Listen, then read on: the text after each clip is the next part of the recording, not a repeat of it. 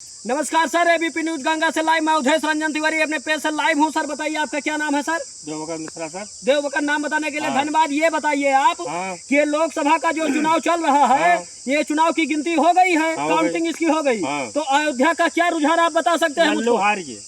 लल्लू सिंह हार गए? लल्लू सिंह क्यों? जनता ने उनको क्या चुना नहीं क्या? नहीं, जनता उनके साथ विश्वासघात की। विश्वासघात की? हाँ, जनता उनके साथ विश्वासघात की। हिंदू कहाँ के? हिंदू अयोध्या के। कहाँ के हिंदू दोगला हैं? दो अयोध्या के। अयोध्या के? हाँ, वो सब दोगला निकल गए और सब हिंदू बदनाई है। हिंदू दोगला निकल गए वहाँ पे। जो गोली चलवाए रहा जीती का रहा, और जो मंदिर बनवाए थे हार गया। नहीं तो मुख्यमंत्री श्री योगी आदित्यनाथ और प्रधानमंत्री श्री नरेंद्र मोदी ने वहाँ पर काफी विकास करवाया। हमने देखा है। मंदिर बनवाए रहे हार गए, और ये जिन्हें गोली चलवाए रहे थे जीत गए रहा।